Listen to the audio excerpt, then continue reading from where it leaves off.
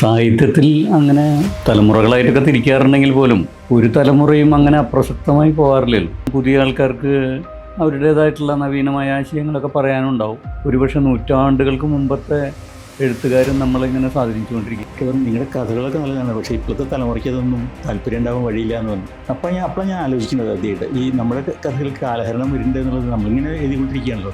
മാന്യമായിട്ട് പറ്റിക്കുകയാണ് ചെയ്തത്, മാന്യമായിട്ടുള്ള പറ്റിക്കലാണ്. കാരണം അവർ പ്രകാശനം മുതൽ അതിൻ്റെ വേണമെങ്കിൽ ഒരു പുരസ്കാരം കൂടി അതിലേക്ക് ആഡ് ചെയ്യാവുന്ന തരത്തിൽ, in addition to the publicity. ഞാൻ കഴിഞ്ഞ ദിവസം നമ്മൾ സാഹിത്യ അക്കാദമിയുടെ ബുക്ക് ഫെസ്റ്റിവൽ നടക്കുന്ന സമയത്ത് തന്നെ ഒരു സ്ഥലത്തെ ഇടയ്ക്കിടെ പോയപ്പോൾ എന്നെ വിളിച്ചിട്ട് സാഹിത്യകാരനാണോ എന്ന് ചോദിച്ചു. ഞാനാണെങ്കിൽ എന്താണ്, അല്ല ഞങ്ങൾ പുസ്തകം പ്രസിദ്ധീകരിക്കുന്നുണ്ട്. അപ്പോഴാണ് ഈ പാക്കേജിൻ്റെ കാര്യം പറഞ്ഞത്. എന്നെ അറിയില്ല അവർക്ക്. അപ്പോൾ പറഞ്ഞു, ആണെങ്കിൽ നിങ്ങൾ പുസ്തകം തന്നു കഴിഞ്ഞ് കഴിഞ്ഞാൽ നിങ്ങൾക്ക് അത് ഞങ്ങൾ പബ്ലിഷ് ചെയ്ത് തരാം. അപ്പോൾ എങ്ങനെയാണ് കണ്ടീഷൻ, ഇത്ര രൂപയാണ്. വളരെ മറ്റുള്ള കമ്പനിക്കാരൊക്കെ മേടിക്കുന്ന അത്ര കാശ് ഞങ്ങൾ മേടിക്കില്ല, വളരെ കുറച്ച് കാശ് മേടിക്കുള്ളൂ. 50 കോപ്പി അടിക്കും. അപ്പോൾ ഈ 50 കോപ്പി എന്ത് ചെയ്യും, അത് നിങ്ങൾക്ക് തരും എന്ന് പറഞ്ഞു എന്നോട്.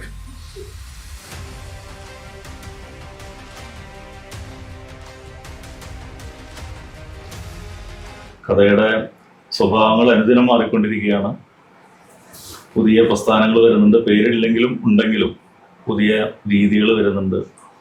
എന്തൊക്കെയായാലും ഒരുപക്ഷെ ഇപ്പോൾ അശോകനാഷ്ടമൂർത്തിയൊക്കെ ഏറെക്കുറെ ഒന്നിച്ച് വേണമെങ്കിൽ ഒരേ തലമുറ പ്രതിനിധാനം ചെയ്യുന്ന എഴുത്തുകാരാണ് വായനക്കാരെ സംബന്ധിച്ച്. ഞാൻ അതിനൊക്കെ ശേഷം നിങ്ങളുടെ പിന്നാലെ വരുന്ന ഒരാളാണ്. പക്ഷെ എനിക്ക് തോന്നുന്നു നമ്മളൊക്കെ ഇപ്പോൾ ഏറെക്കുറെ 60 കഴിഞ്ഞവരാണ്, 60 അതിലേറെ കഴിഞ്ഞവരാണ്. ആ നിലയ്ക്ക് പുതിയ കാലത്തെ ഏറ്റവും ചെറുപ്പക്കാരുടെ ദൃഷ്ടിയിൽ നമ്മളൊക്കെ ഒരു തന്തവൈബിൻ്റെ ആൾക്കാരാണ് എന്ന് വേണമെങ്കിൽ നമുക്ക് സ്വയം ആ പദവി ഏറ്റെടുക്കാനും വൈമുഖ്യമില്ലാത്തവരാണ്. അങ്ങനെയാണെങ്കിൽ നമ്മൾ ഈ ഒരു പ്രായത്തിലും അല്ലെങ്കിൽ ഈ ഒരു കാലത്തിലും നിന്നുകൊണ്ട് ഇപ്പോഴും എഴുതുന്നവരാണ്. അതാണ് അതിൻ്റെ ഒരു പ്രത്യേകതയും മേന്മയും. ഇപ്പോഴും നിങ്ങളുടെയൊക്കെ കഥകൾ വായിക്കാൻ ആളുകൾക്ക് ജിജ്ഞാസയുണ്ട്, താല്പര്യമുണ്ട്, പലരും കാത്തിരിക്കുന്നുണ്ട്. അപ്പോൾ ആ അർത്ഥത്തിൽ നമ്മൾ കാലഹരണപ്പെട്ടുവോ എന്നുള്ളൊരു സ്വയം ചോദ്യമാണ് എനിക്ക് ആദ്യം നിങ്ങളുമായിട്ട് പങ്കുവെക്കാനുള്ളത്. അല്ലെങ്കിൽ കാലഹരണപ്പെടാത്തതിനുള്ള ഒരു കാരണം എന്താണ്? നമ്മുടെ കഥകൾ ഇപ്പോഴും ആളുകൾക്ക് വായിക്കാനുള്ള ഒരു വിഭവമായിട്ട് നിൽക്കുന്നുണ്ടെങ്കിൽ അതിന് തീർച്ചയായിട്ടും ഒരു കാരണം ഉണ്ടാവും, കഥകളുടെ ഒരു കാരണം ഉണ്ടാവും. അതിനെപ്പറ്റി നമുക്കൊന്ന് പറഞ്ഞാൽ. സാഹിത്യത്തിൽ അങ്ങനെ തലമുറകളായിട്ടൊക്കെ തിരിക്കാറുണ്ടെങ്കിൽ പോലും ഒരു തലമുറയും അങ്ങനെ അപ്രസക്തമായി പോകാറില്ലല്ലോ. ജീവിച്ചിരിക്കുന്ന പല തലമുറകളുണ്ടാവും. അതിലിപ്പോൾ ഏറ്റവും പുതിയ ആൾക്കാർക്ക് അവരുടേതായിട്ടുള്ള നവീനമായ ആശയങ്ങളൊക്കെ പറയാനുണ്ടാവും. അതിനുവേണ്ടി അവർ പരിപൂർണമായ ശ്രമങ്ങളൊക്കെ നടത്തും. പക്ഷേ അതിന് തൊട്ട് മുമ്പുള്ള തലമുറ, അതിന് മുമ്പുള്ള തലമുറ അവരൊക്കെ തന്നെ അവരും സജീവമായി സാഹിത്യത്തിൽ ഇടപെട്ടുകൊണ്ടാണ്. എല്ലാ കാലഘട്ടത്തിലും അങ്ങനെയാണ്. ഇപ്പോൾ മാത്രമല്ല, എല്ലാ കാലഘട്ടത്തിലും പല തലമുറകൾ, പല പ്രായത്തിലുള്ള ആൾക്കാർ സാഹിത്യത്തിലായാലും കലയിലായാലും ഒക്കെ തന്നെ ഇടപെട്ട് പ്രവർത്തിച്ചിട്ടുണ്ടായിരിക്കും. ജീവിച്ചിരിക്കുന്നത് മാത്രമല്ല, അതിന് മുമ്പത്തെ തലമുറ. ഇപ്പോൾ നമ്മൾ സാഹിത്യത്തെ എടുത്ത് പരിശോധിച്ച് നോക്കുന്നത് വെച്ച് കഴിഞ്ഞാൽ എത്രയോ ഒരുപക്ഷെ നൂറ്റാണ്ടുകൾക്ക് മുമ്പത്തെ എഴുത്തുകാരും നമ്മളിങ്ങനെ സ്വാധീനിച്ചുകൊണ്ടിരിക്കും. ഞാനിപ്പോൾ ഇന്ന് മുഴുവൻ ആലോചിച്ചുകൊണ്ടിരുന്നത്, ഇപ്പോൾ മറ്റന്നാൾ സാഹിത്യ അക്കാദമി ഒരു പ്രധാനപ്പെട്ട ഒരു കൃതിയെക്കുറിച്ച് ചർച്ച നടത്തുന്നുണ്ട്. ഒരു വിവർത്തന കൃതി, പാവങ്ങൾ, നാലപ്പാട്ട് നാരായണൻ്റെ വിവർത്തനം. അതിൻ്റെ 100 വർഷം കഴിഞ്ഞിരിക്കുകയാണ്, 100 വർഷമായിരിക്കുകയാണ് വിവർത്തനം നടന്നിട്ട്. അപ്പോൾ മറ്റന്നാൾ അക്കാദമിയിൽ അതിൻ്റെ ഒരു പരിപാടിയുണ്ട്. അപ്പോൾ ഞാൻ അതിനെക്കുറിച്ച് ഇങ്ങനെ ആലോചിച്ചുകൊണ്ടിരിക്കുക. പാവങ്ങളെന്ന് പറയുന്ന കൃതി, അത് ഒരു എത്രയോ കാലങ്ങൾക്ക് മുമ്പ് മലയാളത്തിൽ വന്നിട്ട് 100 കൊല്ലമായി. അതിനേക്കാളൊക്കെ എത്രയോ വർഷങ്ങൾക്ക് മുമ്പാണ് അത് ഫ്രഞ്ച് സാഹിത്യത്തിൽ വന്നത്. ആ കൃതി പഴയതായിട്ടുണ്ടോ? ആ കൃതി കാലഹരണപ്പെട്ടിട്ടുണ്ടോ എന്ന് മാത്രമല്ല, ഞാനത് ആദ്യം വായിച്ചിട്ടിപ്പോൾ തന്നെ ഒരു 10-40 കൊല്ലമായിട്ടുണ്ടോ.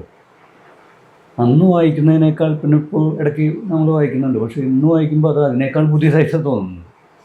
കാരണം കാലവും കൃതിയും തമ്മിലുള്ള ഒരു സങ്കീർണമായിട്ടുള്ള ഒരു ബന്ധമാണ്, ഒരു വൈരുദ്ധ്യാധിഷ്ഠിതമായ ബന്ധം എന്ന് പറയാം. ഇപ്പോൾ പുതിയ തലമുറ അവരാണ് ഏറ്റവും കൂടുതൽ അനുഭവം സംശീകരിക്കുന്ന ആൾക്കാർ. ഏറ്റവും പുതിയ ചെറുപ്പക്കാരാണ്. അവർക്ക് അതിന് വേണ്ടിയുള്ള ശാരീരികവും മാനസികവുമായിട്ടുള്ള കരുത്തുണ്ട്. അത് നമ്മൾ സമ്മതിച്ചു കൊടുക്കും. അവരാണ് നമ്മുടെ ഈ വർത്തമാനകാലത്തെ മുന്നോട്ട് നയിക്കുന്നവരവരാണ്. ആ നിലയിൽ അവരിൽ ഞാൻ പലപ്പോഴും ശ്രമിക്കുന്ന ഒരു കാര്യം എന്ന് വെച്ച് കഴിഞ്ഞാൽ അവരിൽ നിന്ന് പഠിക്കാനാണ് ഞാൻ ശ്രമിക്കാറ്. എനിക്ക് എന്തെങ്കിലും തരത്തിലുള്ളൊരു കഴിവുകൾ ഉണ്ടെന്ന് വെച്ച് കഴിഞ്ഞാൽ ഞാൻ പുതിയവരെ വായിച്ചും പുതിയവരെ കേട്ടും ഇപ്പം എൻ്റെ മക്കളടക്കമുള്ള ആൾക്കാർ അവരൊക്കെ ആയിട്ട് എങ്ങനെ അവരുടെ പ്രായത്തിനനുസരിച്ച് അതൊക്കെ അവർ സംശീകരിക്കുന്ന പോലെ എനിക്ക് സംശീകരിക്കാൻ കഴിയില്ല എന്നുള്ള കാര്യത്തിൽ യാതൊരു സംശയമില്ല. പക്ഷെ കഴിയാവുന്ന രൂപത്തിൽ അതൊക്കെ മനസ്സിലാക്കാനും അത് ആ ഒരു തരത്തിൽ അതിനെ ഇപ്പോൾ വായനയിൽ പുതിയ എഴുത്തുകാരെ പരമാവധി വായിക്കാൻ ശ്രമിക്കുക. കൃഷ്ണമൂർത്തിയൊക്കെ ആ കാര്യത്തിൽ എന്നേക്കാൾ കുറേയും കൂടിയും യാതൊരു തരത്തിലുള്ള വേലിക്കെട്ടുകളില്ലാതെ പുതിയ തലമുറ വായിക്കാൻ കഴിയുന്ന ആൾക്കാരാണ്. അത് അത്ര ഉണ്ടെന്ന് തോന്നുന്നില്ല. അപ്പോൾ അതുകൊണ്ടൊരു ഗുണമെന്ന് വെച്ച് കഴിഞ്ഞാൽ നമുക്ക് നമ്മുടേതായിട്ടുള്ളൊരു ലോകമുണ്ട്, അവരുടെ ലോകവും നമ്മൾ സംശീകരിക്കുന്നു. ഇത് രണ്ടും കൂടി ഉണ്ടാകുമ്പോൾ അത് രണ്ടും കൂടി സംയോജിച്ചുണ്ടാകുന്ന ഒരു ആശയപ്രപഞ്ചമോ ഒരു കലാപ്രപഞ്ചമോ ഉണ്ടല്ലോ, അതിന് പ്രസക്തിയുണ്ട്. ആ പ്രസക്തിയുടെ പുറത്താണ് എഴുത്തുകാരെ സംബന്ധിച്ചിടത്തോളം അങ്ങനെ കാലങ്ങൾ മാറുന്നതിനനുസരിച്ച് കാലഹരണപ്പെടുക എന്ന് പറഞ്ഞൊരു സംഭവം ഉണ്ടായിട്ടില്ല, ഇനി ഉണ്ടാവാൻ സാധ്യതയുണ്ടെന്ന് എനിക്ക് തോന്നുന്നു. അത് ശരിയാണ്. എനിക്ക് തോന്നുന്നത് ഇപ്പോൾ ആരും എഴുത്ത് നിർത്തി പോകാറില്ല, മരിക്കുന്നവർ എഴുതണം മിക്കവാറും. ഇപ്പോൾ ഇതേവരെ എനിക്ക് തോന്നുന്നത് ആരെങ്കിലും ഒരു ഇനിയും എഴുതുന്നില്ല എന്നുള്ള ഒരു പിന്തിരിഞ്ഞ് പോയതായിട്ടൊരു ഇത് നമ്മുടെ ചരിത്രത്തിലില്ല. ഇപ്പം നമ്മുടെ ഏറ്റവും പ്രായമുള്ള 95 വയസ്സായിട്ടുള്ള പത്മനാഭൻ ഇപ്പോഴും എഴുതിക്കൊണ്ടിരിക്കുന്നുണ്ട്. അത് കുറച്ച് പേര് കാത്തിരിക്കുന്നുണ്ട്, ആ കഥകൾ ഇപ്പോഴും കാത്തിരിക്കുന്ന ആളുകളുണ്ട്. അതേസമയത്ത് മുകുന്ദനൊക്കെ നമ്മളെക്കാൾ പ്രായം കൂടിയ ആളാണല്ലോ. അപ്പോൾ അവരൊക്കെ ഇപ്പോഴും സജീവമായിട്ട് രംഗത്തുന്നുണ്ട്. അപ്പോൾ ഈ റിട്ടയർമെൻ്റ് എന്നുള്ളതൊന്നും ഇല്ല കഥയിൽ. സത്യത്തിൽ ഈ സാഹിത്യത്തിൽ നിന്ന് റിട്ടയർ ചെയ്യാന്നുള്ളത് ഇതേവരെ ആരും ചെയ്യാത്തൊരു കാര്യം. രാഷ്ട്രീയത്തിൽ നിന്ന് റിട്ടയർ ചെയ്തിരിക്കുന്നത് പോലെ തന്നെ സാഹിത്യത്തിലും ആൾക്കാർ അവസാനം വരെ പിടിച്ചു തൂങ്ങി നിൽക്കും. പക്ഷെ ഒന്നുണ്ട്, എനിക്കിപ്പോൾ നല്ല ഉറപ്പില്ല എൻ്റെ കഥകൾ ആളുകൾ എങ്ങനെയാണ് സ്വീകരിക്കുക എന്നുള്ളത് എനിക്ക് പറ്റി വലിയ ഉറപ്പില്ല. കാരണം ഇപ്പോഴല്ല, ഒരു 10 കൊല്ലം മുമ്പ് തിരുവനന്തപുരത്ത് നിന്ന് ഒരാൾ വിളിച്ചിട്ട് ഇങ്ങനെ സംസാരിച്ചു. പറഞ്ഞു, നിങ്ങളുടെ കഥകളൊക്കെ നല്ലതാണ്, പക്ഷേ ഇപ്പോഴത്തെ തലമുറയ്ക്ക് അതൊന്നും താല്പര്യം ഉണ്ടാവാൻ വഴിയില്ല എന്ന് പറഞ്ഞു. അപ്പോഴാണ് ഞാൻ ആലോചിക്കുന്നത് ആദ്യമായിട്ട് ഈ നമ്മുടെ കഥകൾക്ക് കാലഹരണം വരുന്നുണ്ട് എന്നുള്ളത്. നമ്മളിങ്ങനെ എഴുതിക്കൊണ്ടിരിക്കുകയാണല്ലോ, ഒരുപക്ഷെ നമ്മുടെ ആ പഴയ ശൈലി വെച്ചിട്ടാണ് നമ്മളിപ്പോഴും എഴുതിക്കൊണ്ടിരിക്കുന്നത്. അപ്പോൾ ആളിങ്ങനെ പറഞ്ഞപ്പോൾ തോന്നി, ശരിയാണല്ലോ, നമ്മളത് ആലോചിക്കുന്നില്ല. നമ്മൾ ഈ പുതിയ എഴുത്തുകാർക്കും പുതിയ വായനക്കാർക്കും നമ്മുടെ സാഹിത്യത്തിനോട് എത്രണ്ട് അടുപ്പുണ്ടെന്നുള്ള കാര്യത്തിൽ എനിക്കിപ്പോഴും ഉറപ്പില്ല കേട്ടോ. സത്യം പറഞ്ഞാൽ അവരുടെ ഭാഗത്ത് നിന്ന് ഫീഡ്ബാക്ക് ഒന്നും കൃത്യമായിട്ട് അറിയില്ല. കുറേ പേര് നമ്മൾ വായിക്കുന്ന എനിക്ക് തോന്നുന്നു ഫീഡ്ബാക്ക് കിട്ടുന്നത് മിക്കവാറും നല്ല നമ്മുടെയൊക്കെ പ്രായത്തിൽപ്പെട്ട ആളുകൾ തന്നെയാണ് ഒരുപക്ഷെ നമ്മൾ വായിക്കുന്നത്. പക്ഷേ എനിക്ക് തോന്നുന്നുണ്ട് ഇപ്പോൾ അശോകൻ്റെ ആയാലും രാജൻ്റെ ആയാലും കഥകൾക്ക് ഇപ്പോഴൊരു റീഡേഴ്സ് ഭയങ്കരമായിട്ടുണ്ട്. ഈ എന്താ പറയുക, വളരെ വ്യാപകമായിട്ട് കഥ കാത്തിരിക്കുന്നുണ്ടാവും. അശോകൻ്റെ കഥകളൊക്കെ അത് വരുന്ന ഇപ്പോൾ അനൗൺസ് ചെയ്ത് കഴിഞ്ഞാൽ തന്നെ അത് വായിക്കാമെന്നിട്ട് അങ്ങനത്തെ ഒരു സമൂഹം ഇപ്പോഴും ഉണ്ട്. അതിൻ്റെ പ്രായ വ്യത്യാസമാണ് എനിക്ക് കൃത്യമായിട്ട് മനസ്സിലാക്കാൻ പറ്റാത്തത്. എന്തായാലും ഈ തന്തവീപ് എന്നുള്ള ഒരു കോയിനേജ് ഭയങ്കര തമാശ ഉണ്ടാക്കുന്നതാണ്. പലരും സ്വയം തന്തയെന്ന് പ്രഖ്യാപിക്കുന്ന ആൾക്കാർ, നമ്മുടെ സിനിമാ നടന്മാരൊക്കെ ഇപ്പോഴും ചെറുപ്പക്കാരായിട്ട് നടക്കാൻ ഉദ്ദേശിക്കുന്ന ആളുകളാണ്. ആ നിലയ്ക്ക് നമുക്ക് കുറച്ച് കാലം കൂടി മുന്നോട്ട് പോകുന്നത് എനിക്ക് തോന്നുന്നു. രാജൻ്റെ അഭിപ്രായം എന്താ? അല്ല, നമ്മൾ അശോകൻ പറഞ്ഞത് ഒരു സാഹിത്യത്തെ പറ്റിയുള്ള ഒരു പരമമായ സത്യമാണ്. തലമുറ ഭേദമില്ലാതെയും കാലഭേദമില്ലാതെ എത്രയോ നൂറ്റാണ്ടുകൾ എഴുതിയത് ആരാണെന്ന് പോലും അറിയാത്ത സാഹിത്യവും നമ്മളിപ്പോൾ എടുത്ത് വായിക്കുന്നു, നമ്മൾ ആസ്വദിക്കുന്നു. പക്ഷെ ആ ആസ്വാദകർ ആരാണെന്നുള്ള ചോദ്യമുണ്ട്. ഇന്ന് നമ്മളിപ്പോൾ കൃഷ്ണമൂർത്തി പറഞ്ഞതിൻ്റെ ഒരു വൈരുദ്ധ്യം എവിടെയാണ്? ഇപ്പം ഇന്നത്തെ കുട്ടികൾ എന്താ പറയുക, അറിയപ്പെടുന്ന അല്ലെങ്കിൽ ഇന്ന് ഞങ്ങളാണ് വായനക്കാരെന്ന് സ്വയം ഘോഷിക്കുന്ന ഒരു വിഭാഗത്തിൻ്റെ ഇടയിൽ, പ്രത്യേകിച്ച് ചെറുപ്പക്കാരുടെ ഇടയിൽ, ആ വിഭാഗം ഇത്തരത്തിലുള്ള ഒരു അന്വേഷണമോ ഈവൻ കാരൂർ എന്ന് പറഞ്ഞൊരു കഥാകൃത്തിനെ പറ്റി ചോദിച്ചാൽ എനിക്ക് ഉറപ്പില്ല ഇന്ന് മലയാളത്തിൽ ഏറ്റവും പുതുതായിട്ട് എഴുതുന്ന ഒരാൾ പോലും അദ്ദേഹത്തിൻ്റെ ഒരു കഥ വായിക്കുക, ആ പേര് കേട്ടിട്ടുണ്ടാവും എന്ന് പോലും എനിക്ക് സംശയമുണ്ട്. അങ്ങനത്തെ ചില അനുഭവങ്ങൾ ഉണ്ടായിട്ടുണ്ട്, അതുകൊണ്ടാണ് പറയുന്നത്, അല്ലാണ്ട് എൻ്റെ സംശയമല്ല. പല നമ്മൾ ഈ സാഹിത്യ സമ്മേളനങ്ങളോ അതുപോലെയുള്ള സംഭവത്തിലൊക്കെ പോകുമ്പോഴും ഇത്തരം പേരുകളൊക്കെ അന്യമാണ്. അപ്പോൾ അവർ അതിനെപ്പറ്റിയൊന്നും ബോധേഡല്ല. അവരിപ്പോൾ കാണുന്ന ഈ ലോകത്തിൻ്റെ പ്രശ്നങ്ങൾ അവർ അഭിമുഖീകരിക്കുന്നുണ്ടാകാം, ആ രീതിയിൽ അവരുടെ എഴുത്തിൽ വരുന്നുണ്ടാകാം. പക്ഷെ അതിൽ നമ്മൾ കാണുന്ന അല്ലെങ്കിൽ നമ്മൾ ആഗ്രഹിക്കുന്ന തരത്തിലുള്ള ഒരു ചരിത്രമോ അല്ലെങ്കിൽ ഒരു ഭൂതകാലത്തിൻ്റെ ഒരു എന്താ പറയുക, അതിൻ്റെ ഒരു ആർജവത്തോ എങ്ങനെയാണ് ഇത് കടന്നു വന്നതെന്ന് അതൊന്നും അവരെ പറ്റി, ജീവിതത്തെ പറ്റിയുള്ള ധാരണ പോലെ തന്നെ ഇതിനെപ്പറ്റി അവരൊട്ടും ബോധേഡല്ല. അടിത്തട്ടിലേക്ക് പോകാൻ ആഗ്രഹിക്കാത്തൊരു തലമുറയായിട്ടുള്ളൂ. അപ്പോൾ അവിടെയാണ് നമ്മുടെ ഈ ചോദ്യം പ്രസക്തമാവുന്നത്. നമ്മുടെ കഥകൾ ഇനി ഈ തലമുറ ഏറ്റെടുക്കുമോ, വായിക്കുമോ? ഈ തലമുറയിൽ നിന്നൊരു പ്രശ്നം പറഞ്ഞ പോലെ ഈ തലമുറ മീൻസ് പ്രായം കൊണ്ട് മാത്രമല്ല, ഇപ്പോഴത്തെ സജീവമായിട്ട് നിൽക്കുന്ന വായനക്കാർ ഈ ഒരു കഥ വായിച്ചുകൊണ്ട് ആ കഥ അവരെ സ്വാധീനിച്ചു, അവരെ ഉലച്ചു എന്ന് പറയാവുന്ന ഒരു സന്ദർഭം ഉണ്ടാവുമോ? അതാണ് ചോദ്യം. അവിടെയാണ് നമ്മൾ കാലാരണപ്പെടേണ്ടോ എന്ന് നമുക്ക് സ്വയം തോന്നാം. അശോകൻ പറഞ്ഞ വളരെ വാസ്തവമാണ്. അത് അതിൻ്റെ അകത്തൊരു സാഹിത്യപരമായ ശരിയും സിദ്ധാന്തവും ഒക്കെ തന്നെയാണ്. പക്ഷെ യാഥാർത്ഥ്യം അതല്ല എന്നുള്ളതാണ് അതിൻ്റെ ഒരു അഷ്ടമൂർത്തി തന്നെ പറഞ്ഞതിൻ്റെ വേറൊരു വശമായിട്ട് എനിക്ക് തോന്നിയത്. ഇതിൽ ഒരു കാര്യം എനിക്ക് പറയേണ്ടതെന്ന് വെച്ച് കഴിഞ്ഞാൽ, ഇതിപ്പോൾ ഒരു കേരളത്തിൻ്റെ ഒരു അനുഭവം മാത്രമായിരിക്കാൻ സാധ്യത. ഈ രാജ്യം പറഞ്ഞല്ലോ, പഴയ പഴയ കഥകൾ വായിക്കാൻ പുതിയ കുട്ടികൾക്ക് പറ്റുമോ, അല്ലെങ്കിൽ പഴയ സിനിമകൾ കണ്ട് സഹിഷ്ണുതയോടുകൂടി കണ്ടിരിക്കാൻ പുതിയ കുട്ടികൾക്ക് പറ്റുമോ എന്നൊക്കെ പറയുന്നത് കേരളത്തിൻ്റെ ഒരു പ്രത്യേക സാഹചര്യം. കാരണം കേരളം ചരിത്രം സൃഷ്ടിക്കുന്ന ജനതയാണ്. പക്ഷെ ചരിത്രത്തെ വിസ്മരിക്കുന്ന ജനത കൂടിയാണ്. ചരിത്രത്തെ സ്വയം റദ്ദ് ചെയ്തുകൊണ്ടിരിക്കുന്ന ഒരു ജനതയാണ്. ചരിത്രത്തിൽ നിന്നൊന്നും പഠിക്കാത്തൊരു ജനതയാണ്. അതിൻ്റെ എല്ലാ സ്വഭാവങ്ങളും ഇപ്പോൾ അത് പണ്ട് കാലം മുതലേ നമ്മൾ ഈ ചരിത്ര പഠിതാക്കൾ പറയാറുള്ള കാര്യമാണെന്ന് വെച്ചാൽ, പണ്ട് മുതലേ തന്നെ ഈ ചരിത്ര സ്മാരകങ്ങൾ, ചരിത്ര വസ്തുക്കൾ, രേഖകളൊക്കെ സൂക്ഷിക്കുന്നതിൽ വളരെ പിന്നിലാണ് കേരളം. ഒന്നുമില്ല. മറ്റു രാജ്യങ്ങളിലൊക്കെ പോകുമ്പോഴാണ് അതിൻ്റെ ഒരു വലിയ പ്രാധാന്യം നമുക്ക് മനസ്സിലാകും. അതുമാത്രമല്ല, സ്മാരകങ്ങൾ സൂക്ഷിക്കുക, രേഖകൾ സൂക്ഷിക്കാതിരിക്കുക, രേഖപ്പെടുത്താതിരിക്കുക, അത് മാത്രമല്ല മനസ്സിൽ ചരിത്രത്തെ ഇങ്ങനെ രജിസ്റ്റർ ചെയ്യാതിരിക്കുക. അത് അങ്ങനെയുള്ളൊരു അതിൻ്റേതായിട്ടുള്ള വലിയൊരു ആത്മസംഘർഷം കൂടി അനുഭവിക്കുന്നുണ്ട്. അതിപ്പോൾ പുതിയ കുട്ടികളെ അതിൽ കുറ്റം പറയാൻ പറ്റില്ല. അത് കേരളത്തിൻ്റെ ഒരു സ്വഭാവമാണ്, മലയാളിയുടെ ഒരു സ്വഭാവമാണ് ചരിത്രത്തെ മറന്നു പോയതാണ്. ഈ രാജ്യം പറഞ്ഞ കാര്യം വളരെ ശരിയാട്ടോ. ഈ ക്യാമ്പുകളിലൊക്കെ പോകുമ്പോഴേ, ഈ കുട്ടികളുടെ ക്യാമ്പിലൊക്കെ പോകുമ്പോൾ നമ്മുടെ കഥകളൊന്നും വായിച്ചാൽ ആരെയും കാണാൻ പറ്റില്ല. അവരൊരു പക്ഷേ പുതിയ ആൾക്കാരെ കുറച്ചുകൂടി വായിക്കുന്ന ആളുകളായിരിക്കും.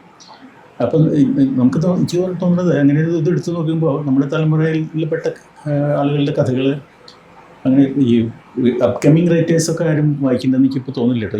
അതിൻ്റെ ഒരു മാത്രമല്ല, അവർ ധരിച്ചിരിക്കുന്നത് അത് അവരുടേത് മാത്രമാണ് സാഹിത്യം എന്ന് പറയുന്ന ഒരു വിദ്യാധാരണയിലാണ് നിൽക്കുന്നത്. അത് ശരിയോ തെറ്റാകാം, നമ്മുടെ ആർഗ്യുമെന്റ് ആകാം. പക്ഷെ ആ ഒരു അബദ്ധവിശ്വാസത്തിലാണ് ഭൂരിപക്ഷത്തെയും നമ്മൾ കാണുന്നത്. തൊട്ടപ്പുറം ഇപ്പുറം അവർ കാണാറില്ല. അത് എഴുത്തുകാരായ ആൾക്കാരാണ്. എഴുത്തുകാരെ എപ്പോഴും അങ്ങനെയാണ്. എഴുത്തുകാർ അല്ലാത്ത വായനക്കാരുണ്ടെന്നാണോ അങ്ങനെ വായിക്കാനൊക്കെ ഉണ്ടാവണം. ആകെ കുഴപ്പമെന്ന് വെച്ച് കഴിഞ്ഞാൽ എല്ലാവരും എഴുത്തുകാരാണ്. എഴുത്തുകാരുടെ സ്വഭാവമാണ്, വായനക്കാരുടെ സ്വഭാവം എല്ലാം പ്രകടമായി വരും.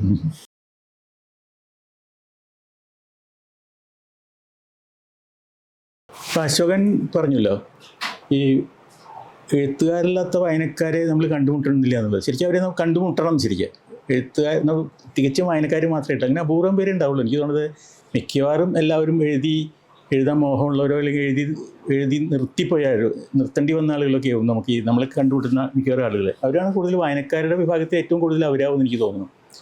പക്ഷേ ഈയിടെയായിട്ട് ഒരു വ്യത്യാസം വന്നിരിക്കുന്നത്, നമ്മൾ ഈ വലിയൊരു വായനാ സമൂഹം നമ്മൾ കാണുന്നതൊക്കെ അവരൊക്കെ എഴുത്തുകാരുമാണ്. ഇപ്പോൾ പണ്ട് മുണ്ടശ്ശേരി പറയേണ്ട ഈ വായനക്കാർ എഴുത്തുകാരാവണം എന്നുള്ളത്, വായനക്കാർ എഴുത്തുകാരാവുന്നു എന്നൊക്കെ പറഞ്ഞിട്ട് അതിൻ്റെ ടൈറ്റിൽ പോലും ഈ വായനക്കാർ എഴുതുന്നു എന്നുള്ളതിന് പകരം വായനക്കാർ എഴുത്തുകാരാവുന്നു എന്നിട്ട് അങ്ങനെ ടൈറ്റിലൊക്കെ ഉദ്ദേശിച്ചു. അപ്പോൾ എല്ലാ വായനക്കാരും എഴുതണം എന്ന് പറഞ്ഞിരുന്നു. ശരിക്കും ഇത് സംഭവിച്ചു. സത്യത്തിൽ ഈ പുതിയ പ്ലാറ്റ്ഫോം വന്നപ്പോൾ ആരും നിയന്ത്രിക്കാനില്ല. ഒരു വിധത്തിൽ വളരെ നല്ലതാണ്. ഇതൊക്കെ നമ്മൾ ആരെയും കാത്തിരുന്ന് അവരുടെ എന്താ പറയുക എഡിറ്റിംഗ് ഒക്കെ കഴിഞ്ഞ് അതിൻ്റെ കാലതാമസമൊന്നുമില്ല. നമുക്ക് അടുത്ത നിമിഷം നമുക്ക് സ്വയം പബ്ലിഷ് ചെയ്യാൻ പറ്റുന്നുള്ളതാണ്. അത് വലിയൊരു സ്ഫോടനമാണ് എനിക്ക് തോന്നുന്നത് ഈ പബ്ലിഷിംഗ് രംഗത്തുണ്ട്. ഈ പുസ്തക രൂപത്തിലല്ല നമ്മൾ പറയുന്നത്, എക്സ്പ്രസ് ചെയ്യാനുള്ള കഴിവ്. ഇപ്പോൾ പ്രിന്റ് മീഡിയയിലൊന്നുമല്ല, നമ്മൾ ഫേസ്ബുക്ക് ആയിരിക്കും ഏറ്റവും വലിയ ചലഞ്ച് ആക്കിയിട്ടുള്ള ഒരു പ്ലാറ്റ്ഫോം. അപ്പോൾ നമുക്കിപ്പോൾ എന്തും എഴുതാം. ഫേസ്ബുക്ക് ഇപ്പോൾ പുതിയ തലമുറ തീരെ മൈൻഡ് ഇല്ല. അതുകൊണ്ട് ഫേസ്ബുക്കിൽ നിന്ന് അത് ഇല്ല, അവർ റീൽസിലേക്കൊക്കെ പോയിട്ടുണ്ട്. കുറച്ചും കൂടി എളുപ്പത്തിൽ പോകുന്ന ഇതിലേക്ക് പോയിട്ടുണ്ട്. എക്സ്പ്രഷൻ എഴുത്ത് വഴിക്കില്ലാതെ അതിലേക്കും പോയിട്ടുണ്ട്. ഇപ്പോൾ നേരിട്ട് സംസാരിക്കുക എന്നുള്ളതിലേക്ക്. പക്ഷേ എഴുത്തിന് ഒരുപാട് ഈ ഫേസ്ബുക്ക് എന്നുള്ള പ്ലാറ്റ്ഫോം വന്നില്ലായിരുന്നെങ്കിൽ ഇത്രയൊന്നും പുസ്തകങ്ങൾ വരുമായിരുന്നില്ല. ഇപ്പോൾ പുസ്തകങ്ങളുടെ എണ്ണം നമുക്ക് പറയില്ല. നമ്മൾ അന്നൊരു കാര്യം സംസാരിച്ചല്ലോ, ഈ പുസ്തകങ്ങളുടെ എണ്ണം കണക്കൂട്ടാൻ പറ്റുന്നില്ല. ഇപ്പോൾ മലയാളത്തിൽ ഒരു 3500 പുസ്തകമെങ്കിലും മിനിമം, ഏകദേശം ഒരു റഫ് കണക്കിൽ 3500 പുസ്തകം. അപ്പോൾ ഏകദേശം 365 ദിവസമാണല്ലോ ഒരു കൊല്ലമുള്ളത്. അപ്പോൾ ഒരു ദിവസം 10 പുസ്തകം വരുന്നുണ്ട്. അത് വലിയൊരു ഇതാണ്. 10 ദിവസം നമുക്ക് ഒരിക്കലും വായനക്കാരുടെ കയ്യിൽ എത്തില്ലെങ്കിൽ വായിച്ചു തീർക്കാൻ പറ്റാത്ത അത്ര വലിയൊരു വോളിയമാണ് പുസ്തകങ്ങൾ വന്നുകൊണ്ടിരിക്കുന്നത്. അത് നല്ലതിനും ചിന്തിക്കണം. നല്ലതിനെന്ന് പറയുന്നത് നമുക്ക് എല്ലാവർക്കും എഴുതാനുള്ള സ്വാതന്ത്ര്യം കിട്ടിയെന്നുള്ളത്. അപ്പം നമുക്ക് പ്രസാധകരെയൊന്നും നമുക്ക് കാത്തു നിൽക്കേണ്ട കാര്യമില്ല. അതുപോലും ഇല്ല. ഈ വീക്ക്ലീസിൻ്റെ എഡിറ്റേഴ്സിനെ മാത്രമല്ല, പ്രസാധകരെ പോലും സെൽഫ് പബ്ലിഷിംഗ് തുടങ്ങിയിട്ടുണ്ട്. ഇന്ദുലേഖ.com ഒക്കെ ആയിട്ട് നമുക്ക് നേരിട്ട് പുസ്തകം പ്രസിദ്ധീകരിക്കാം, ഒരാളുടെ ഓശാരം ആവശ്യമില്ല. പക്ഷെ വിൽപ്പന എന്നുള്ളതിലാണ് നമ്മൾ കുടുങ്ങിപ്പോണത്. അത് നമുക്ക് എളുപ്പത്തിൽ ആളുകളിൽ ഒരു ക്രെഡിബിലിറ്റി വേണം, ഒരു എഴുത്തുകാരനൊരു ക്രെഡിബിലിറ്റി വേണം. നമ്മൾ കുറച്ച് വായിച്ചിട്ടുള്ള എഴുത്തുകാരനാണോ, അതില്ലാത്തതിൻ്റെ അവസ്ഥയ്ക്കാണ് നമ്മളിപ്പോൾ ഈ ആർത്ത് വിളി തുടങ്ങിക്കുന്നത്. നമ്മളെല്ലാവരും ആർപ്പ് വിളിച്ചിട്ട് എൻ്റെ പുസ്തകം ഇറങ്ങിയിട്ടുണ്ട് റെക്കമെൻഡ് ചെയ്യാൻ വേണ്ടിയിട്ട് ഭയങ്കരമായിട്ട് നമ്മൾ അതിൽ ഏറ്റവും വലിയ നിലവിളി നടക്കുന്നത് ഇപ്പോൾ ഫേസ്ബുക്കിലാണ്. ഒരുപാട് എഴുത്തുകാർ വരുന്നുണ്ട്. അത് നല്ലതാണോ ചീത്തയാണോ നമുക്ക് തിരിച്ചറിയാൻ പറ്റാത്ത അത്ര വോളിയം ഒന്നുണ്ട്. ഇത് ശരിക്ക് ഈ പറഞ്ഞ നമ്മുടെ കാര്യത്തിൽ ഇത് നല്ലൊരു ട്രെൻഡാണോ? ഇപ്പോൾ ഈ ഇത്രയും പുസ്തകങ്ങൾ വരുന്നത് നല്ലതാണോ? നമുക്കത് എത്രയും എത്തിപ്പിടിക്കാൻ പറ്റാത്ത അത്രയ്ക്ക് വോളിയം വരുമ്പോൾ, ആവശ്യമില്ലാത്ത ഒരുപാട് പുസ്തകങ്ങൾ വരുമ്പോൾ നമുക്ക് നല്ലത് വായിക്കാനുള്ള സമയം പോലും നമുക്ക് നഷ്ടപ്പെടും. നമുക്കറിയില്ല നല്ലത് ഏതാ ചീത്ത അറിയാത്ത കാരണം. പലപ്പോഴും ഈ സെൽഫ് പബ്ലിസിറ്റി കൊടുത്ത കാരണം നമുക്ക് പലപ്പോഴും ചീത്ത പുസ്തകങ്ങൾ നമ്മൾ വായിക്കാൻ പുറപ്പെടുക, നമ്മുടെ സമയം നഷ്ടപ്പെടും. അങ്ങനെ വരുമ്പോൾ എന്താ നല്ലതാണോ ഈ ഇത്തരം ഒരു ട്രെൻഡ് നല്ലതാണോ? എന്താ രാജൻ്റെ അഭിപ്രായം? ഇതിൽ രണ്ട് കാര്യമാണ്. ഒന്നിപ്പോൾ ഈ പറഞ്ഞ ഈ പബ്ലിഷിംഗ് രംഗത്ത്, എല്ലാ രംഗത്തുള്ള അനാശാസ്യമായിട്ടുള്ള പ്രവണത പബ്ലിഷിംഗ് രംഗത്ത് നമ്മളൊക്കെ വളരെ തൊട്ടറിയുന്ന കാര്യങ്ങളാണ്. പ്രസാധകർ എന്ന് പറയുന്ന ഒരു വിഭാഗം ഒരു ഉപജീവനമാർഗമായിട്ട് അത് കൊണ്ടു നടക്കുന്നത് ശരി, അത് അതിൻ്റെ ഒരു കുറച്ച് പേര് അതൊട്ട് ജീവിക്കുന്നു, അതിൻ്റെ ചെറിയൊരു ലാഭം കിട്ടുന്നു, അത്രയും നല്ലത്. പക്ഷേ ഇത് വലിയ രീതിയിൽ ചൂഷണം ചെയ്യുന്നുണ്ട്. ഒന്ന് നേരത്തെ പറഞ്ഞ എഴുത്തുകാരൻ ആകാനുള്ള മോഹമായിട്ട് കയ്യിൽ കുറച്ച് പൈസ സ്വന്തം നിലയ്ക്കോ അല്ലെങ്കിൽ കൂട്ടുകാരെ കയ്യിൽ നിന്ന് ഉണ്ടാക്കിയോ അല്ലെങ്കിൽ കടം മേടിച്ചിട്ടോ പോലും ഇന്നും പ്രത്യേകിച്ച് ഈ ഗൾഫിൽ നിന്നൊക്കെ വരുന്നവരെ വളരെ മാന്യമായിട്ട് പറ്റിക്കുകയാണ് ചെയ്യുന്നത്. മാന്യമായിട്ടുള്ള പറ്റിക്കലാണ്. കാരണം അവർ പാവങ്ങൾ അവർ വരുമ്പോൾ അവരൊരു വെക്കേഷൻ ഒരു മാസം അല്ലെങ്കിൽ 2 ആഴ്ച, അവർക്ക് അതിനിടയിൽ ഒരു പുസ്തകം വരുമ്പോഴേക്കും പുസ്തകമായിട്ടുണ്ടാവും. അത് അവർ പറയുന്ന കോപ്പി ഒന്നും ഇവർ അടിക്കുന്നുണ്ടാവില്ല. എണ്ണൊന്നും നമ്മൾ പറയണ്ട, 500 കോപ്പി എന്ന് പറഞ്ഞാൽ 50 കോപ്പി അടിക്കും. എൻ്റെ പ്രകാശനം നടത്തുമ്പോൾ നാളെ അശോകൻ പറഞ്ഞ പോലെ പ്രകാശനം മുതൽ അതിൻ്റെ വേണമെങ്കിൽ ഒരു പുരസ്കാരം കൂടി അതിലേക്ക് ആഡ് ചെയ്യാവുന്ന തരത്തിൽ, in addition to the publicity, ആ രീതിയിൽ പ്രസാധക സംഘം എന്ന് പറഞ്ഞുകൂടാ അതിനെങ്ങനെ വിശേഷിപ്പിക്കാം. അത് അപ്പം അങ്ങനെയൊക്കെ നമ്മൾ പറയുമ്പോൾ ചിലപ്പോൾ വലിയ ആക്രമണം ഉണ്ടാവും. കാരണം ആ ഒരു വിഭാഗം വളരെ ചെറിയ ഒറ്റയ്ക്കും തെറ്റയ്ക്കും ഒക്കെ നടക്കുന്ന കുറേ ആളുകളെ പേഴ്സണലി നമുക്കറിയാം. അപ്പോൾ അവരുടെ ജീവിത ഉപാധി എന്നുള്ള നിലയ്ക്ക് ഞാൻ അതിനെ സ്വാഗതം ചെയ്യുമ്പോൾ തന്നെ ഈ എഴുത്തിൻ്റെ ലോകത്തേക്ക് അവരുണ്ടാക്കുന്ന നല്ലതും തിരിച്ചറിയാൻ പറ്റാത്തൊരവസ്ഥയിലേക്ക് ഇതിൻ്റെ പടപ്പുകൾ നിരന്തരം ഉണ്ടായിക്കൊണ്ടിരിക്കുക. അപ്പോൾ വായനക്കാരെ സംബന്ധിച്ച് ഇപ്പോൾ ഇതാണ് പുസ്തകങ്ങൾ കാണുമ്പോൾ നല്ല അതിഗംഭീരമായ പ്രൊഡക്ഷൻ, ഇവിടുത്തെ മികച്ച പ്രസാധകരെ വെല്ലുന്ന തരത്തിൽ അത് പ്രൊഡക്റ്റ് ചെയ്യുന്നുണ്ട്, നല്ല സംഭവിക്കുന്നുണ്ട്. അതിൻ്റേതായിട്ടുള്ള എല്ലാ പബ്ലിസിറ്റി അവർ കൊടുക്കുന്നുണ്ട്, സോഷ്യൽ മീഡിയ ആയാലും മറ്റു തരത്തിലായാലും. അപ്പോൾ ആളുകൾക്ക് അറിഞ്ഞുകൂടാ ഇതിലിപ്പോൾ ആദ്യത്തെ പുസ്തകമാണോ, സ്ഥിരമായിട്ട് എഴുതുന്നവരാണോ, എഴുതി ക്രെഡിബിലിറ്റി ഒന്നും അവിടെ ഒരു വിഷയമേ അല്ല, നിങ്ങൾ എന്ത് എഴുതി എന്നുള്ളതാണ്. അപ്പോൾ ആ എഴുതാൻ വേണ്ടിയിട്ടുള്ള ബഹളത്തിൽ നല്ല തരത്തിലുള്ള പറ്റിക്കലും ആളുകളോടാണ്, വായനക്കാരോടും അല്ലെങ്കിൽ സമൂഹത്തോടും ചെയ്യുന്ന ഒരു വലിയ കടുത്ത അനീതിയായിട്ട് തോന്നാറുണ്ട്. ആ സമയത്താണ് ഇപ്പോൾ നമ്മൾ പഴയ പബ്ലിഷറെ പറ്റിയൊക്കെ നമ്മൾ ചിലപ്പോൾ ആലോചിക്കുക. ഒറ്റയ്ക്കും തെറ്റയ്ക്കൊക്കെ വളരെയധികം ബുദ്ധിമുട്ടി ജീവിതം വരെ അതിനുവേണ്ടി ഹോമിച്ച് നിൽക്കുന്ന ചില ആളുകളൊക്കെ ഉണ്ടല്ലോ നമ്മുടെ മുമ്പിൽ. അങ്ങനെയൊന്നും ആത്മാർത്ഥത കാണിച്ചില്ലെങ്കിൽ പോലും എഴുത്തുകാരൻ എന്തായിരിക്കണം, അല്ലെങ്കിൽ അവൻ എഴുതുന്ന മെറ്റീരിയൽ എന്താണെന്നുള്ള പരിമിതമായുള്ള ഒരു പരിശോധനയെങ്കിലും പ്രസാധകരുടെ ഭാഗത്ത് നിന്ന് ഉണ്ടാവണം. അപ്പോൾ എൻ്റെ ഒരു കാര്യം വാസ്തവമാണ്. അതായത് നമ്മുടെ പ്രിൻറ്റിങ്ങും അതുപോലെ തന്നെ ഇൻ്റർനെറ്റും അതുപോലെ ടെക്നോളജിയിലുണ്ടായിട്ടുള്ള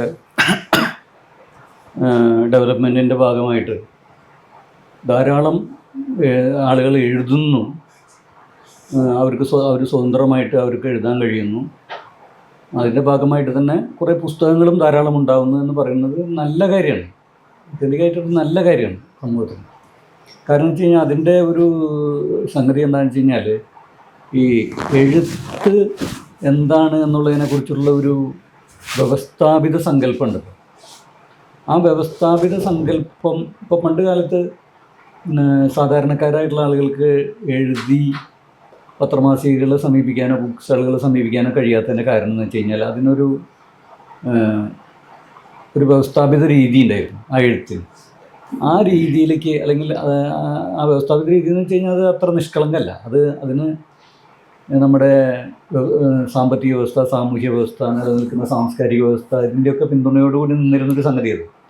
അതിലേക്ക് എത്തിപ്പെടാൻ ത്രാണിയുള്ളവർക്ക് മാത്രമേ ഈ പ്രസിദ്ധീകരണ സൗഭാഗ്യം ഉണ്ടായിരുന്നുള്ളൂ. അതില്ലാതായി എന്നുള്ളത് സാഹിത്യത്തിന് കുറേ കൂടി സ്വതന്ത്രമായി മുന്നോട്ട് പോകാനുള്ളൊരു അവസരമാണ്. അപ്പോൾ അതിൻ്റെ ഭാഗമായി ധാരാളം കൃതികളുണ്ടാവും, ധാരാളം പേര് എഴുതുന്നു.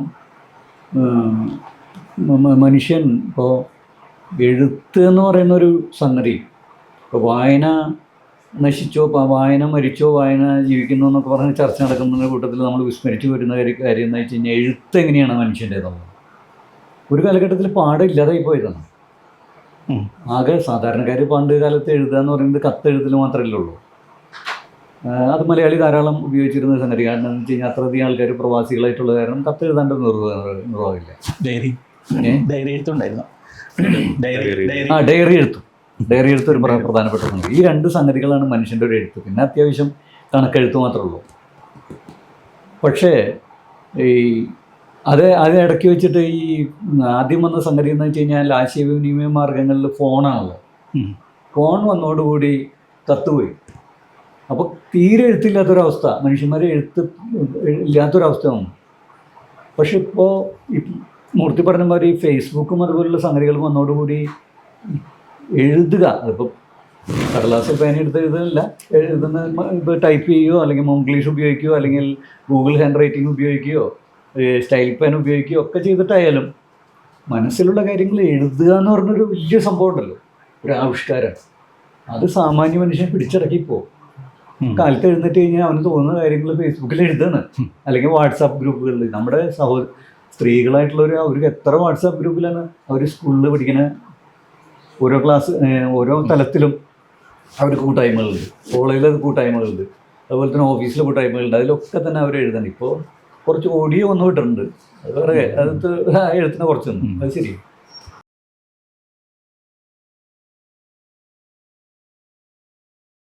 ധാരാളം പേരുടെ പുസ്തകം വരുന്നു, പ്രിൻറ്റിംഗ് ടെക്നോളജി സൗകര്യമുണ്ട്. പക്ഷെ അത് ഉള്ളപ്പോൾ തന്നെ അതിൻ്റെ ഭാഗമായിട്ട് ചില പ്രവണതകൾ, മോശപ്പെട്ട പ്രവണതകൾ വന്നു. അത് സ്വാഭാവികമാണ്. കാരണം എന്ന് വെച്ച് കഴിഞ്ഞാൽ ഏതൊരു ടെക്നോളജിയുടെ ഭാഗമായിട്ടുണ്ടാകുന്ന ഗുണം അത് ദോഷമുണ്ട്, അത്ര തന്നെ ദോഷം ഉണ്ടാകുന്ന ഒരു കാലമാണ്. അത് എന്താണെന്ന് വെച്ച് കഴിഞ്ഞാൽ ടെക്നോളജി കൈകാര്യം ചെയ്യുന്ന ഒരു സാമൂഹ്യ സാഹചര്യത്തിൻ്റെ ഒരു സ്വഭാവമാണ്.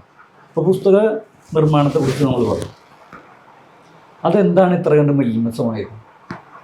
അവിടെ ലാഭം പ്രതീക്ഷിച്ച് കുറേ സ്ഥാപിത താല്പര്യക്കാർ, അല്ലെങ്കിൽ അമിത ലാഭം പ്രതീക്ഷിച്ച് കുറേ സ്ഥാപിത താല്പര്യക്കാർ വന്നു എന്നുള്ളതാണ്. അതിൽ ടെക്നോളജിയുടെ കുഴപ്പമില്ല. അതല്ല, ടെക്നോളജിയുടെ സൗകര്യം ഈ ലാഭം മാത്രം ആഗ്രഹിക്കുന്ന ആൾക്കാർ അവർ അത് ഉപയോഗപ്പെടുത്തുന്നത് ചെയ്യും. അവിടെയാണ് പ്രശ്നം വന്നത്. അവിടെ പ്രശ്നം വന്നപ്പോൾ രാജ്യം പറഞ്ഞ പോലെ ഞാൻ പലപ്പോഴും ശ്രദ്ധിക്കാറ്. ഞാൻ കഴിഞ്ഞ ദിവസം ഒരിക്കൽ നമ്മൾ സാഹിത്യ അക്കാദമിയുടെ ബുക്ക് ഫെസ്റ്റിവൽ നടക്കുന്ന സമയത്ത് തന്നെ ഒരു സെലിൻ്റെ ഇടയ്ക്കൂടെ പോയപ്പോൾ എന്നെ വിളിച്ചിട്ട് സാഹിത്യകാരനാണോ എന്ന് ചോദിച്ചു. ഞാനാണെങ്കിൽ എന്താണ്, അല്ല ഞങ്ങൾ പുസ്തകം പ്രസിദ്ധീകരിക്കുന്നുണ്ട്. അപ്പോഴാണ് ഈ പാക്കേജിൻ്റെ കാര്യം പറഞ്ഞത്. എന്നെ അറിയില്ല അവർക്ക്. അപ്പോൾ പറഞ്ഞു, ആണെങ്കിൽ നിങ്ങൾ പുസ്തകം തന്നു കഴിഞ്ഞ് കഴിഞ്ഞാൽ നിങ്ങൾക്ക് അത് ഞങ്ങൾ പബ്ലിഷ് ചെയ്ത് തരാം. അപ്പോൾ എങ്ങനെയാണ് കണ്ടീഷൻ, ഇത്ര രൂപയാണ്. വളരെ മറ്റുള്ള കമ്പനിക്കാരൊക്കെ മേടിക്കുന്ന അത്ര കാശ് ഞങ്ങൾ മേടിക്കില്ല, വളരെ കുറച്ച് കാശ് മേടിക്കുള്ളൂ. 50 കോപ്പി അടിക്കും. അപ്പോൾ ഈ 50 കോപ്പി എന്ത് ചെയ്യും, അത് നിങ്ങൾക്ക് തരും എന്ന് പറഞ്ഞു എന്നോട്. പിന്നെ അന്വേഷിച്ചപ്പോഴാണ് ഇത് ഇങ്ങനെ പറഞ്ഞ പോലെ കുറേ പാക്കേജുകൾ പല മട്ടിലുണ്ടെന്ന് മനസ്സിലായത്. അതൊരു വിഷയം. രണ്ടാമത്തെ വിഷയം നേരത്തെ സൂചിപ്പിച്ച പോലെ, മൂർത്തി സൂചിപ്പിച്ച പോലെ, ഈ സ്വന്തം പുസ്തകങ്ങളുടെ പബ്ലിസിറ്റി സോഷ്യൽ മീഡിയയിലൂടെ നടക്കുന്നു. അതും ഒരു ആർത്തിയുടെ പ്രശ്നമാണ്. ഒരു മത്സരം അവിടെ വന്നുപെട്ടു. ഈ മത്സരങ്ങൾ കൂടുതൽ പ്രശസ്തിയും അല്ലെങ്കിൽ കൂടുതൽ പണമൊക്കെ ആഗ്രഹിച്ചുകൊണ്ടുള്ള മത്സരങ്ങൾ സാഹിത്യരംഗത്ത് വന്നുപെട്ടാൽ അതത്ര നല്ലൊരു കാര്യമല്ല എന്നുള്ളൊരു തെളിവായിട്ടാണ് ഇപ്പോൾ വരുന്നത്. കാരണം എന്ന് വെച്ച് കഴിഞ്ഞാൽ സോഷ്യൽ മീഡിയയിൽ കൂടെ പരസ്യങ്ങൾ വന്നതോടുകൂടി, പണ്ടും പരസ്യങ്ങളുണ്ട്, പ്രത്യേകിച്ചും പുസ്തകങ്ങളുടെ പരസ്യങ്ങൾക്കൊരു മിതത്വവും ഔചിത്യമൊക്കെ പണ്ട് കാലത്തുണ്ടായിരുന്നു, സാഹിത്യത്തിൻ്റെ പരസ്യങ്ങൾക്ക്. ഇപ്പോൾ അതൊക്കെ വിട്ടു. സോഷ്യൽ മീഡിയയുടെ പരസ്യങ്ങൾ എന്ന് പറഞ്ഞു കഴിഞ്ഞാൽ ചിലപ്പോഴും ശുദ്ധ നുണ അല്ലെങ്കിൽ അങ്ങേറ്റം തെറ്റിദ്ധരിക്കുന്നതായിട്ടുള്ള ധാരണകൾ അത് പരത്തിക്കൊണ്ടിരിക്കുകയാണ്. അതിൽ തമാശ കലർന്നൊരു കാര്യം ഞാൻ കണ്ടതെന്ന് വെച്ച് കഴിഞ്ഞാൽ, ഈ ഒരു പ്രധാനപ്പെട്ട സംഭവമാണല്ലോ ഇത്ര എഡീഷൻ വന്നത്. അത് ലിറ്റിൽ പബ്ലിഷേഴ്സ് മാത്രമല്ല, വലിയ പബ്ലിഷേഴ്സ് അടക്കം എത്ര എഡീഷൻ വന്നുള്ളൂ. ചില പ്രസാധകരൊക്കെ അവരുടെ എത്ര കോപ്പി എന്നുള്ളത് അതിൽ രേഖപ്പെടുത്താറുണ്ട്. അത് ആർക്കും മനസ്സിലാവുന്ന രീതിയിലൊന്നല്ല, അത് വിദഗ്ധന്മാർക്ക് മാത്രം മനസ്സിലാവുന്ന രീതിയിലാണ് അത് ചേർക്കുള്ളൂ. ഒരു കോഡായിട്ടാണ് ചേർക്കുള്ളൂ. ചിലവരത് ചേർക്കണില്ല, തീരെ ചേർക്കണില്ല. അപ്പോൾ 5 കോപ്പി 5 പതിപ്പ് 10 പതിപ്പ് എന്നൊക്കെ പറഞ്ഞിട്ട് ഇങ്ങനെ വരുന്ന പല സംഗതികളും സ്വാഭാവികമായിട്ടും നമ്മൾ ജനങ്ങൾ വായിച്ച്, അല്ല സാധാരണക്കാരായിട്ടുള്ള ആൾക്കാർ ഇത് ഇത്രയധികം പതിപ്പൊക്കെ വന്നതല്ലേ എന്ന് വിചാരിച്ചിട്ട് നമ്മൾ പോയി പഠിക്കും. അപ്പോൾ സ്വാഭാവികമായിട്ടും അവർ വിജയിക്കും അവരുടെ ആ പദ്ധതി. വായിച്ചു നോക്കുമ്പോഴാണ് അതൊട്ടും നമുക്ക് സഹിക്കുക വയ്യാത്ത പേജുകൾ ഒന്ന് മുന്നോട്ട് പോകാനായിട്ട്. ഇത് സാഹിത്യത്തെക്കുറിച്ചുള്ളൊരു എഴുത്തുകാർക്കല്ല, വായനക്കാരെ സംബന്ധിച്ചിടത്തോളം സാഹിത്യത്തെ തെറ്റിദ്ധരിക്കാനും സാഹിത്യത്തെ അവിശ്വസിക്കാനും പുസ്തകത്തെ അവിശ്വസിക്കാനും പുസ്തകത്തെക്കുറിച്ചുള്ള പിന്നെ ജെനുവിനായിട്ടുള്ള അഭിപ്രായങ്ങളെ പോലും പരിഗണിക്കാതിരിക്കാനും കാരണമായി മാറും. അതിൻ്റെ ഒരു കാരണമായി മാറും. മറ്റൊരു വിഷയം, ഈ എഴുത്തുകാർ ഇപ്പോൾ എഴുത്തുകാരൊരു ബാധ്യതയായി വന്നിരിക്കുക. എന്ത്? സ്വന്തം പുസ്തകത്തിൻ്റെ പ്രൊമോഷൻ നടത്തുന്നതിൽ മുന്നിൽ നിന്ന് ചെട്ടിമിടുക്ക് കാണിച്ചുകൊണ്ട് കാണിക്കുക. നമ്മളൊക്കെ അതിന് ബാധ്യസ്ഥരാവുന്നുണ്ട്. പ്രസാധകരെന്ന് പറയുന്നത് ഞങ്ങൾ പകുതി നിങ്ങൾ പകുതി. അതെ അതെ, നിങ്ങൾ തന്നെ പ്രൊമോട്ട് ചെയ്യണം, നിങ്ങളും പ്രൊമോട്ട് ചെയ്യണം എന്ന് പറയുന്നുണ്ട്. അതെ അതെ. അപ്പോൾ എഴുത്തുകാരുടെ റോൾ അവിടെ പ്രധാനമാണ്. ഇപ്പോൾ സക്കറിയ എന്നുള്ള വിളിച്ച് പറഞ്ഞു അദ്ദേഹത്തിന് ഇംഗ്ലീഷ് നോവൽ വരുന്നുണ്ട്. അപ്പോൾ പറയുന്നത് ഇംഗ്ലീഷ് നോവലിൻ്റെ രംഗത്തും ഇത് വളരെ ശക്തമായിട്ടാണ് നമ്മൾ പറയുന്നത്. കാരണം എന്ന് വെച്ച് കഴിഞ്ഞാൽ അവർ എഴുത്തുകാരനെ പരമാവധി ഉപയോഗിച്ചിട്ടാണ് അവരുടെ വിൽപ്പനയും പരസ്യങ്ങളും നടത്തുന്നത്. അപ്പോൾ സ്വന്തം കൃതിയുടെ മുഖ്യ പ്രചാരകനും വിൽപ്പനക്കാരനും പരസ്യക്കാരനും പ്രൊമോട്ടറും ഒക്കെ ആയിട്ട് എഴുത്തുകാരൻ മാറുമ്പോൾ എഴുത്തുകാരൻ ആ മത്സരത്തിലൊരു കക്ഷിയാകും. അങ്ങനെ കക്ഷിയാകുമ്പോൾ അയാൾക്ക് ഉണ്ടാകുന്ന പ്രശ്നം വസ്തുതയിൽ എഴുത്തുകാരൻ്റെ മാനസിക ലോകം എങ്ങനെയായിരിക്കണം? അത് സമൂഹത്തെക്കുറിച്ചുള്ള ഉത്കണ്ഠ അല്ലെങ്കിൽ വ്യക്തി മനസ്സുകളെക്കുറിച്ചുള്ള ഉത്കണ്ഠയാവണ്ടേ? അങ്ങനെയല്ലേ നമ്മൾ പ്രതീക്ഷിക്കുന്നത്. പക്ഷേ അയാളുടെ മുഖ്യ ഉത്കണ്ഠ അയാളുടെ പുസ്തകം ചിലവാകുണ്ടോ എന്നുള്ളതാണ്. അതെങ്ങനെ ചിലവാക്കാന്നുള്ളതാണ് അയാൾ ആലോചിക്കുന്നത്. അങ്ങനെ ആലോചിക്കുന്ന ഒരു മനുഷ്യന് എങ്ങനെയാണ് ഒരു ശരിയായ കൃതി കണ്ടെത്താൻ കഴിയും? മറ്റൊരു കാര്യം കൂടിയുണ്ട്. ഇപ്പോൾ ഈ ലിറ്റിൽ പ്രസാധകരായിട്ടുള്ള പുതുതായിട്ട് വരുന്ന പ്രസാധകർ പലരും, വൻകിട പ്രസാധകരടക്കം ചിലവർ എഴുത്തുകാരുടെ പൈസ മേടിച്ചിട്ടാണ് പുസ്തകം പബ്ലിഷ് ചെയ്യുന്നത്. എല്ലാവർക്കും അറിയുന്ന രഹസ്യമാണ്. അതുകൊണ്ടുണ്ടാകുന്ന ഒരു പ്രശ്നം എന്ന് വെച്ചാൽ, പണ്ട് കാലത്ത് ഇപ്പോൾ ശരിയായ മാർഗ്ഗം എന്താ വെച്ചാൽ, നമുക്ക് എപ്പോഴും ചിലർ പിന്തുടരുന്ന മാർഗ്ഗം എന്താ വെച്ച് കഴിഞ്ഞാൽ, ഒരു എഴുത്തുകാരൻ അയാളുടെ പുസ്തകം അയച്ചു കൊടുക്കുന്നു. അയാൾ പുതിയതായിരിക്കും പഴയതായിരിക്കും. പഴയ ആൾക്കാർക്ക് കുറച്ച് മാർക്കറ്റ് വാല്യൂ ഉള്ളതുകൊണ്ട് അവർ പ്രത്യേകമായി പരിഗണന കൊടുക്കും. മറ്റുള്ളവർ കൃത്യമായി വായിച്ചു നോക്കിയിട്ട് അത് പ്രസിദ്ധീകരണ യോഗ്യമാണ്, അത് സമൂഹം സ്വീകരിക്കുന്നത് വെച്ച് കഴിഞ്ഞാൽ അത് പബ്ലിഷ് ചെയ്യുക എന്നുള്ളത് എഡിറ്റോറിയൽ ബോർഡ്. അപ്പോൾ അവിടുത്തെ പരിഗണന എന്ന് വെച്ച് കഴിഞ്ഞാൽ പരിപൂർണമായും മെറിറ്റാണ്.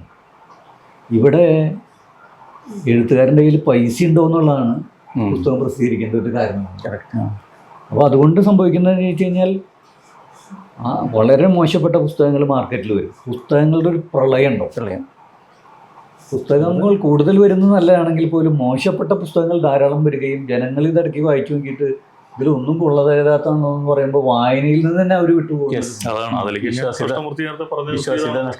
നല്ല കൃതികൾ വരാനും സാധ്യയില്ല. കാരണം എഴുത്തുകാരൻ്റെ കയ്യിൽ പൈസ ഇല്ല. അവനെങ്ങനെ ഒരു പ്രശ്നം വരുന്നു. ഈ തരംതിരിവന്നെ വായനക്കാരനെ സംബന്ധിച്ച് വലിയൊരു ടാസ്കായി മാറി.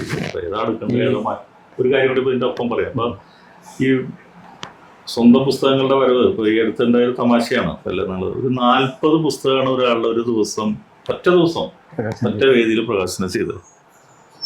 40 പുസ്തകം. അതിലല്ല എല്ലാ വിഭാഗവും ഉണ്ട്. ഇതിനായിട്ട് തൊടാത്ത വിഭാഗമില്ല. ഒറ്റ എഴുത്തുകാർ പേരൊന്നും പറയുന്നത് അത് അറിയപ്പെട്ട ഒരാളുമല്ല. പക്ഷെ അദ്ദേഹം പബ്ലിഷറും കൂടിയാണ്. ഇവരുണ്ടാക്കുന്ന ധാരണ എന്താ വെച്ചാൽ, ഇവര് ലോകത്തിന്റെ എല്ലാ തരത്തിലുള്ള സർവകാലികമായിട്ടുള്ള എല്ലാ അറിവുകളുടെയും കേദാരാണെന്ന്. അടിസ്ഥാനം ഞങ്ങളാണ്. എഴുത്തിൻ്റെയും ബുദ്ധിയുടെയും ഏത് മനുഷ്യന്റെ എന്നത്തെ എല്ലാം എടുത്തു നോക്കിയാലും അതിൻ്റെ അവസാന വാക്കായിട്ട് ഒരു സ്വയം ചമയുന്നുണ്ട്. അപ്പം അതുണ്ടാക്കുന്ന ഒരു അവർഷൻ ഒരു വിഭാഗത്തിൻ്റെ ഇടയിൽ ഒരു തെറ്റിദ്ധാരണ ഉണ്ടാകുന്നുണ്ട്. അപ്പം ഇത്രയും കനപ്പെട്ട ഒരാൾ എന്തുകൊണ്ട് ഇതുവരെ അറിഞ്ഞില്ല, എന്തുകൊണ്ട് ഇയാളുടെ പുസ്തകം വരുന്നില്ല എന്നൊരു ചോദ്യം സാധാരണക്കാർ തെറ്റിദ്ധരിച്ചേക്കാം. ഈ സമ്പത്ത് കൊണ്ട് ഇത് കൈയടക്കാൻ നോക്കുന്നത് വലിയ മോശപ്പെട്ട ഒരു ട്രെൻഡ് തന്നെയാണ്, സംശയമില്ല. ഒരു കാര്യം കൂടി ഞാൻ വിട്ടത്, ഒരു ഒത്തിരി തമാശയുള്ള സംഭവം. ഇത്രയും എഴുത്ത് നടക്കാത്തൊരു കാലത്ത് അന്നൊരു കാർട്ടൂണാണ്. അന്ന് ഈ പ്ലാറ്റ്ഫോമൊന്നും വന്നിട്ടില്ല. എഴുത്തുകാർ ഇത്രയൊന്നും ഇല്ല. അതേപോലെ നമ്മൾ ഡയറി എഴുത്തും കത്തെഴുത്തും പോലെ നിന്നൊരു സമയമുണ്ടല്ലോ, ശോകം പറഞ്ഞൊരു സമയമുണ്ടല്ലോ. അധികം എഴുത്തൊന്നും നടക്കാത്തൊരു സമയം. അപൂർവം പേര് മാത്രം എഴുതി അപൂർവം പുസ്തകങ്ങൾ മാത്രം വരുന്നൊരു കാലത്ത് ആർ.കെ. ലക്ഷ്മണൻ്റെ ഒരു കാർട്ടൂൺ ഉണ്ടോ? അതൊരു പ്രശസ്തമായിട്ടുള്ള 3 കുരങ്ങന്മാരെ നമുക്കറിയാലോ. ഒരാൾ കണ്ണുപൊത്തിക്കൊണ്ട്, ഒരാൾ ചെവിയിൽ വായുമൂടിക്കൊണ്ട് 3 കുരങ്ങന്മാരെ. അതിൽ 4ാമതൊരു കുരങ്ങുണ്ട്. അത് എഴുതിക്കൊണ്ടിരിക്കുക. ശരിക്കും അതൊരു ഫോർകാസ്റ്റ് പോലെ എനിക്ക് ഇപ്പോൾ തോന്നുന്നു. നമ്മൾ 3 കുരങ്ങന്മാരിൽ ഇതേ ചിന്തിച്ചല്ലോ. 2 കുരങ്ങും കൂടി ഇപ്പോൾ ഇതിന്റെ അനുബന്ധമായിട്ടൊരു കാര്യം കൂടി എനിക്ക് പറയാൻ ഓർമ്മ വരും. വേറെ ഒന്നുമല്ല, ഈ ഇങ്ങനെ തള്ളിക്കയറി വരുന്ന പുസ്തകങ്ങളുണ്ടല്ലോ. അപ്പൊ നമ്മളൊക്കെ വിധിക്കപ്പെട്ടവരെ എവിടെ ചെന്നാലും ഒരു 4 പുസ്തകങ്ങൾ ആരെങ്കിലും കയ്യൊപ്പിട്ട് തരാതിരിക്കില്ല. പ്രത്യേകിച്ച് ഈ സാഹിത്യ അല്ലെങ്കിൽ അക്കാദമി പോലുള്ള സ്ഥലത്ത് ചെന്നാൽ വെറുതെ ഇരുന്നാൽ മതി, ഒരു 5 പുസ്തകം ഒരു ദിവസത്തിനുള്ളിൽ കഴിയും. അപ്പൊ നമുക്കിതൊക്കെ നമ്മുടെ വീടുകളിൽ സൂക്ഷിക്കുക, എടുത്തു വയ്ക്കുക എന്നുള്ള വലിയൊരു ബാധ്യതയായി മാറും ഓരോ വർഷം. അപ്പൊ ഇത് നമ്മൾ ശുദ്ധീകരിക്കും. അത് ശുദ്ധീകരിക്കാൻ എന്താ വെച്ചാൽ വേസ്റ്റ് പേപ്പർ പോലെ കൊടുക്കാൻ നമുക്ക് ബുദ്ധിമുട്ട് വരും. അതൊരു ശരിയല്ലല്ലോ. അക്ഷരങ്ങളോടുള്ള ഒരു മഹത്വം, അതിനോടുള്ള നമ്മളൊരു ആഗ്രഹിക്കാൻ നമുക്ക് കൊടുക്കില്ല. പക്ഷെ അതിനേക്കാൾ വലിയൊരു ക്രൈം ഞാൻ ചെയ്തിരുന്നു. പക്ഷെ അത് എന്നെ തിരുത്തിയത് സന്തോഷ് കുമാറാണ്. ഈ സന്തോഷ് കുമാർ, അതായത് വായനശാലകൾ അതുപോലെയുള്ള സാംസ്കാരിക സംഘടനകൾ പുസ്തകം ചോദിച്ചു വരുമ്പോൾ ഞാൻ എളുപ്പത്തിൽ, ഇപ്പൊ നമ്മൾ തമ്മിൽ മറകളില്ലാതെ സംസാരിക്കുകയാണ്, തുറന്നു പറയുകയാണ്. അപ്പൊ ഇത്തരം പുസ്തകങ്ങളെ മാറ്റി വെച്ച് ഞാൻ 10-20 പുസ്തകം അവരങ്ങോട്ട് ഏൽപ്പിക്കില്ല പതി. പക്ഷെ അപ്പൊ അത് ഒരു ദിവസം ഞങ്ങൾ ഒന്നിച്ച് സ്ഥലത്തേക്ക് പുസ്തകം പോയ അയാൾ പറഞ്ഞു, ഒരിക്കലും ഇത് ചെയ്യരുത്. കാരണം നിങ്ങൾ വായിക്കാത്ത, നിങ്ങൾക്ക് വേണ്ടാത്തൊരു പുസ്തകമാണ് നിങ്ങൾ മറ്റ് വായനക്കാരിലേക്ക് അറിയാതെ എത്തിക്കുന്നത്. അത് വലിയൊരു മെസ്സേജ് ആയിട്ട് എനിക്ക് തോന്നുന്നു. ഞാൻ ചെറുതിലേക്ക് ആവശ്യമില്ല പുസ്തകങ്ങളാണ്. അതൊരു അത് ദാനം കൊടുക്കുന്നത് ഏറ്റവും അതിന്റെ മഹത്വം എന്താണെങ്കിൽ നമുക്ക് ഇഷ്ടപ്പെട്ട സാധനം കൊടുക്കുമ്പോഴാണ് ദാനമല്ല, അത് കൈ ഒഴിവാക്കലാണ്. ഒഴിവാക്കലുണ്ട്.